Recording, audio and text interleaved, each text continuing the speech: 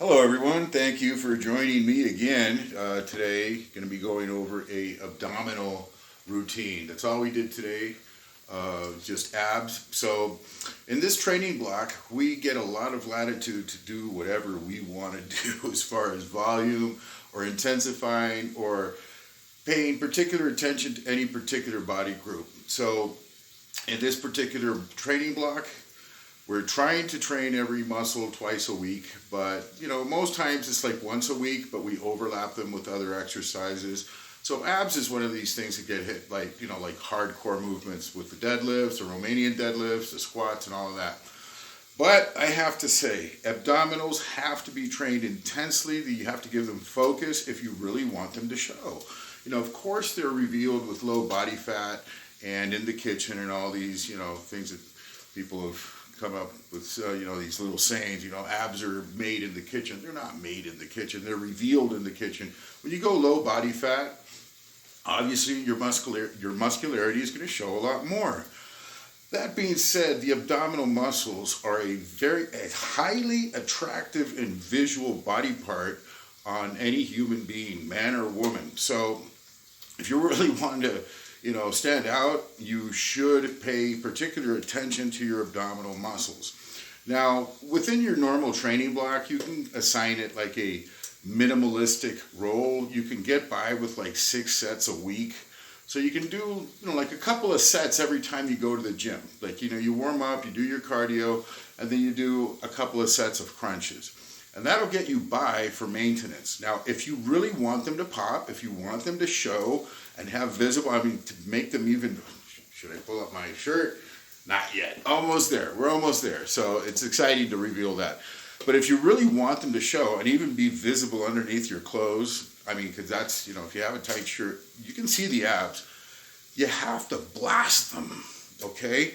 Now, you can get away with blasting them like once every 15 days or once a week maybe, as long as you're doing your steady, your normal sets. You're doing 2 sets here, a couple of sets here. But have one day where you come in and do like 10 sets. So that was this training session. Started out with the incline crunch. Now, the ab is just like any other muscle. If you're going to develop your shoulder muscle by cranking it with like 200-300 pounds on the shoulder presses, what makes you believe that the abdominal is just like this magical muscle that responds very differently to other types of stimulus?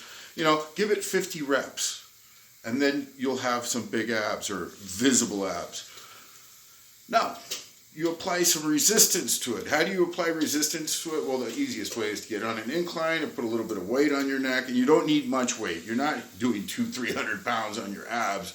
That would be a bit dangerous, as a matter of fact. God forbid you tear your ab off your groin or something like that, or from your sternum. Oh my God, no. So a little bit of weight goes a long ways with the abdominals. So what I like to do is the incline, not like hanging upside down. You can do that too if you get good, but like on a really steep incline, go for those 12 reps. It's very difficult. Do a little twist at the end, a little bit transverse abdominals and all that. Then from there, you superset into the incline leg raise. And here, just do it like, really focus on the muscle. Try to get that mind-muscle connection where you're hitting the groin, you're crunching it up, and you're bringing the pelvis up into your solar plexus, like you're just really curling your body, right? So those 2 sets right there, you superset them, and then you rest for 90 seconds, 2 minutes, do it again, then you do it again, and finish off with some planks. Finish off that particular superset with a minute or 2 of planks. Just hold it, it's a very easy thing. Some people don't like planks, but it helps when you do it in conjunction with contractile type of exercise. So by itself, these static holds may not build the muscle, but they sure do help to tone, is that a word? Yeah, it's a word, and it's useful. You can tone and tighten as long as you're doing the contractile type of lifts. Then from there, we go to the machine abdominals. Like most gyms have machines where you can, the weighted pins and stuff like that. So you can Now, these are highly effective. Like one time I almost got a cramp on my upper abs to the point where like it's like, oh shit, it's cramping up like a calf muscle or something else because I got such a hard contraction. So it's very effective. I do try to pyramid up and do a max set with as heavy weight as I can. So I think I got up to 80 pounds on the pins.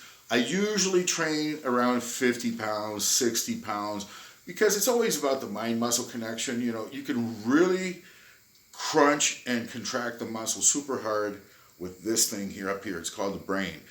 If you really get into it, make that mind-muscle connection, not to make it easier, but to make it harder. Now, I do like 4 or 5 sets of those, and then we finish off with the hanging abdominals, which for me is like the king of the abdominal movements. You know, you can do it on the chair where you rest your weight on your arms, and then you swing up. I think it's called the Roman chair.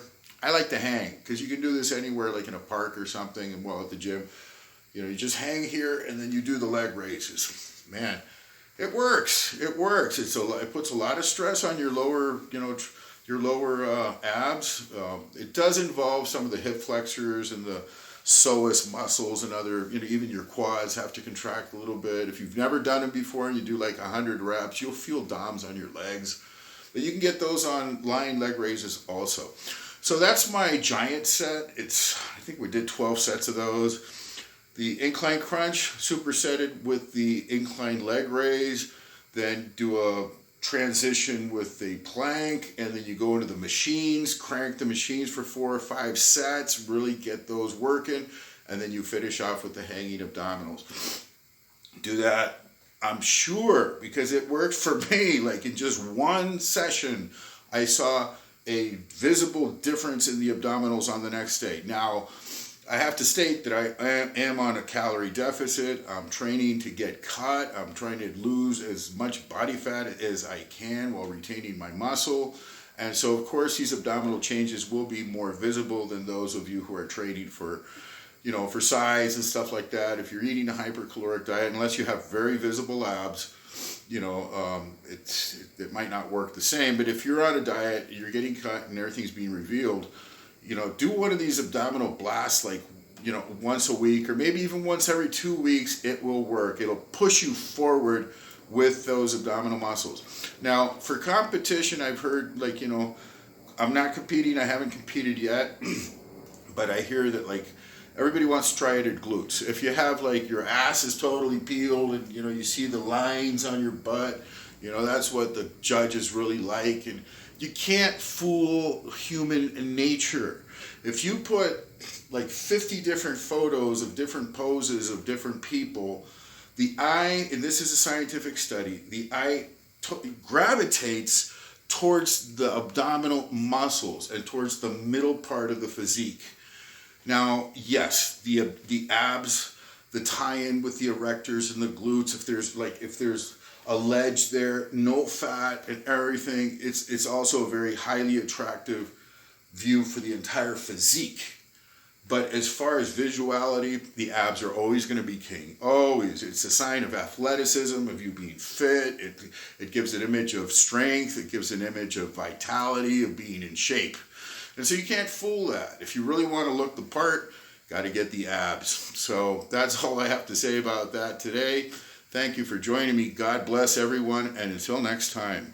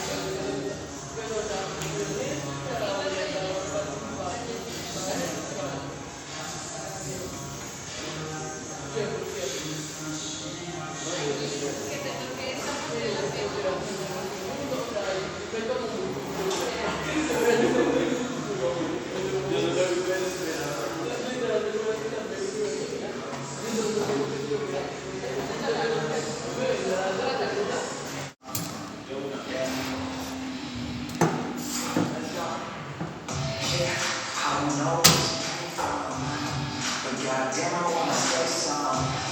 She a time, wanna make her mind. Heard through a great time, she a great time.